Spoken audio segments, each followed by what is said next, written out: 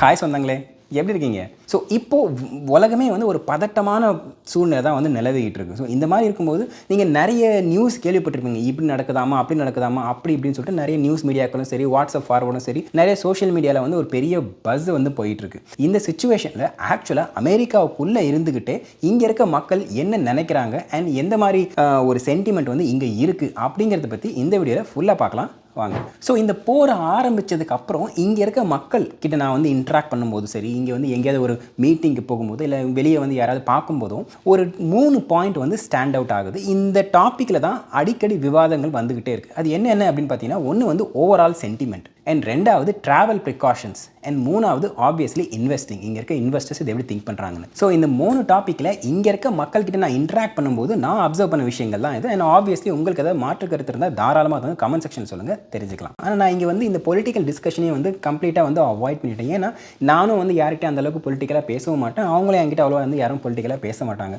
அதனால் இந்த டிஸ்கஷன்ஸ் எல்லாமே இந்த பொலிட்டிக்கல் டாப்பிக்கை தாண்டி மீதி இங்கே இருக்க என்ன சென்டிமெண்ட் அப்படிங்கிறத பற்றி தான் இங்கே வந்து நாங்கள் டிஸ்கஸ் பண்ணோம். இந்த பர்ஸ்பெக்டிவில் பார்த்தீங்கன்னா, இந்த சேஃப்டி கன்சர்ன் பர்ஸ்பெக்டிவில் வந்து இங்கே வந்து எல்லாருமே வந்து சேஃபாக தான் இருக்கிறாங்க. இந்த இன்சிடென்ட் நடக்கிறது எல்லாமே வந்து ஈரானுக்கு பக்கத்தில் இருக்க நாடுகளில் தான் வந்து பிரச்சனை அப்படின்றதுனால அங்கே தான் வந்து கொஞ்சம் சேஃப்டி கன்சர்ன் இருந்துச்சு. ஆனால் யூஎஸில் இருக்கிற மக்களுக்கு இப்போதைக்கு டேரெக்டாக எந்த ஒரு சேஃப்டி கன்சர்னும் கிடையாது. அதனால் நிறைய பேர் வந்து இன்ஸ்டாகிராமில் அண்ட் வாட்ஸ்அப்பில் வந்து காண்டாக்ட் பண்ணி நீங்கள் சேஃபாக இருக்கீங்களா அப்படின்னு சொல்லி கேட்டிருந்தாங்க. அவங்க எல்லாருக்குமே வந்து என்னோட மனமார்ந்த நன்றி. அண்ட் இப்போதைக்கு இங்கே இருக்க மக்களுக்கு எந்த ஒரு பாதிப்பும் கிடையாது. அடுத்த சென்டிமெண்ட் இங்கே வந்து என்ன அப்படின்னு பார்த்தீங்கன்னா, ஆப்வியஸ்லி ஒரு இன்சிடென்ட் நடக்கும்போது அந்த பொலிட்டிக்கல் ஸ்பெக்ட்ரமில் வந்து ஃபார் ரைட்டும் ஃபார் லெஃப்ட்டும் வந்து அவங்கவுங்க பார்ட்டி வந்து என்ன இருக்குன்றதான் ஆதரிப்பாங்க. அதனால் அந்த போர்ஷனை ஓரம் எடுத்து வச்சுக்கிட்டு நடுநடையாக இருப்பாங்க இல்லையா, அவங்க வந்து யோசிக்கிறாங்க அப்படின்னா இந்த போர் வந்து கொஞ்சம் எக்ஸ்டெண்ட் ஆகி போயிட்டு அது வந்து கொஞ்சம் எக்கனாமியை வந்து இன்னும் ஷேக்கி ஆக்கிடுமோ அப்படிங்கிற பயம் வந்து நிறைய பேர்கிட்ட பேசும்போது இருக்கிறத பார்க்க முடிஞ்சது. ஏன்னா ஏற்கனவே எக்கனாமி வந்து கொஞ்சம் ஷேக்கியாக போயிட்டு இருக்கு. ஸோ இந்த சிச்சுவேஷனில் இது வந்து இன்னும் கொஞ்சம் வந்து பேர்டனை ஆட் பண்ணிடுமோ அப்படிங்கிற பயம் இங்கே வந்து ஒரு சில பேர் மத்தியில் இருக்கிறத நல்லாவே பார்க்க முடியுது. ஏன்னா எக்கனாமி கொஞ்சம் வந்து ஷேக்கியாக போச்சுன்னா வந்து நிறைய கம்பெனிஸ் வந்து ஜாப் கட் பண்ணுறது வாய்ப்பு இருக்குது. வேலை கிடைக்காம நிறைய பேர் வந்து திண்டாடுற நேரத்தில் இந்த ஏஐ நிறைய ஜாப்ஸ் எடுக்குது, நிறைய கம்பெனிஸ் எல்லாம் வந்து ஜாபை கட் ஷார்ட் பண்ணுறாங்க. இந்த நேரத்தில் வந்து இது இன்னும் கொஞ்சம் பேர்டனை ஆட் பண்ணிடுமோ அப்படிங்கிற பயம் இங்கே மக்கள் மத்தியில் ஒரு சென்டிமெண்ட்டாக ஓடுறத என்னால் அப்சர்வ் பண்ண முடிஞ்சது. அடுத்த சென்டிமெண்ட் இங்கே என்ன அப்படின்னு பார்த்தீங்கன்னா, ஆப்வியஸ்லி இது வந்து அவங்க பொலிட்டிக்கல் பிலீஃப்க்கு ஏற்ற மாதிரி இது வந்து ஃபியர்ஸாக சப்போர்ட் பண்ணுறவங்களும் இருக்காங்க. அண்ட் இல்லை இந்த நேரத்தில் தேவையில்லை அப்படின்னு சொல்லி இதை வந்து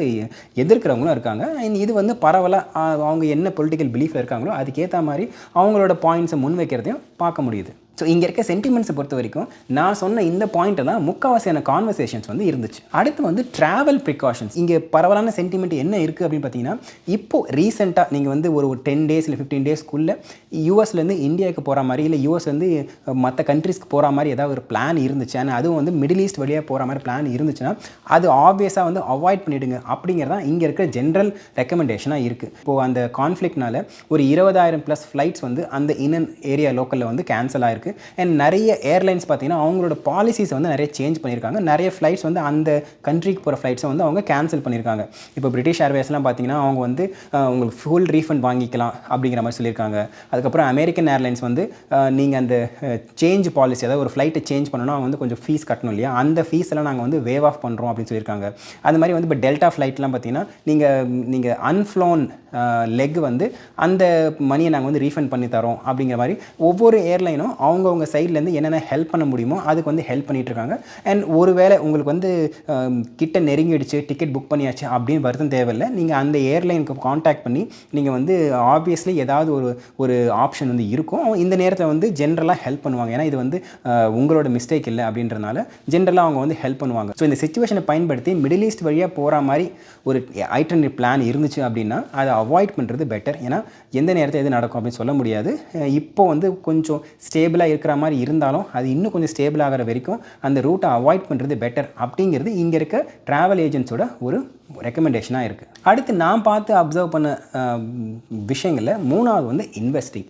நிறைய பேர் வந்து ஓகே ஒரு கான்ஃப்ளிக்ட் வருது அப்படின்னா அது வந்து சேடான பார்ட் தான், அதில் நிறைய கேஷுவல்ட்டிஸ் இருக்கும் அண்ட் அதெல்லாம் வந்து மேக்ஸிமம் வந்து அவாய்ட் பண்ணணும். பட் இருந்தாலும் ஒரு சில பொலிட்டிக்கல் சிச்சுவேஷனில் நடக்கிற ஒரு ஈவெண்ட்க்கு வந்து நார்மல் மக்களுக்கு எந்த ஒரு கண்ட்ரோலும் இருக்காது. ஸோ இந்த சிச்சுவேஷனில் இது வந்து எப்படி அவங்க வந்து யூஸ் பண்ணிக்கலாம் அப்படின்னு பார்க்கும்போது நிறைய பேர் வந்து இது வந்து ஒரு நல்ல ஆப்பர்ச்சுனிட்டி, நீங்கள் உண்மையாகவே வந்து ஒரு லாங் டேர்ம் பிளான் பண்ணணும்னா இது ஒரு நல்ல ஆப்பர்ச்சுனிட்டி, கெட்டதுலேயும் ஒரு நல்லது அப்படின்னா இது ஒன்று தான் அப்படிங்கிற மாதிரி இங்கே இருக்கிற மக்கள் வந்து பாதி பேர் என்ன பண்ணுறாங்கன்னா இந்த மாதிரி இன்வெஸ்டிங் பண்ணுறதை பற்றி பேச ஆரம்பிக்கிறாங்க.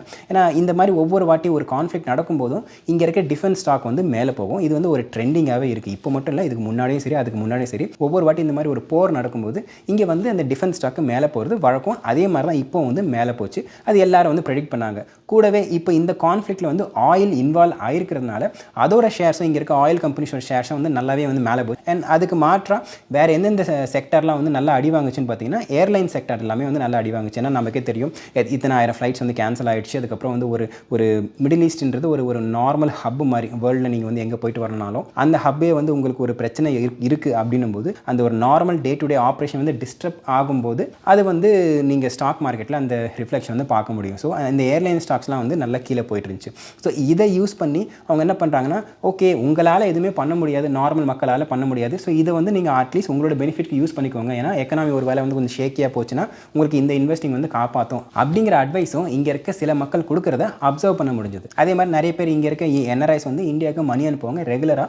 அந்த மாதிரி மணி அனுப்பும்போது யூஎஸ் டாலர் வந்து கொஞ்சம் ஸ்ட்ரென்தன் ஆகிருக்கிறதுனால அந்த எக்ஸ்சேஞ்ச் ரேட்டும் நல்லா இருக்குது. அதனால் பல்காக யாராவது அனுப்பணும் அப்படின்னா இந்த சிச்சுவேஷன் வந்து யூஸ் பண்ணிக்கோங்க அப்படிங்கிற மாதிரியான அட்வைஸும் இங்கே மக்கள் மத்தியில் ஒரு பேச்சாக ஓடுறதை அப்சர்வ் பண்ண முடிஞ்சது. ஆப்வியஸ்லி இதை தாண்டி நான் சொன்ன பாயிண்ட்டை தாண்டி நிறைய வந்து இருக்கும் அப்படின்னு எனக்கு தெரியும். இதில் உங்களுக்கு ஏதாவது வந்து இல்லை ப்ரோ நீங்கள் ஒரு பாயிண்ட்டை மிஸ் பண்ணிட்டீங்க, நான் வந்து எங்கள் ஏரியாவில் இந்த மாதிரி வந்து அப்சர்வ் பண்ண அப்படின்னாலோ, இல்லை நான் சொன்ன பாயிண்ட்டில் ஏதாவது வந்து இல்லை ப்ரோ நீங்கள் தப்பாக சொல்லிட்டீங்க, எனக்கு இது மாற்று கருத்து இருக்குது அப்படின்னு தெரிஞ்சாலோ தாராளமாக வந்து கமெண்ட் செக்ஷனில் சொல்லுங்கள், தெரிஞ்சுக்கலாம். அண்ட் இதே மாதிரி இன்னொரு வீடியோ சந்திக்கிறேன். அது வரைக்கும் thank you tata, take care, bye bye. And சொந்தம் தொடர சப்ஸ்கிரைப்.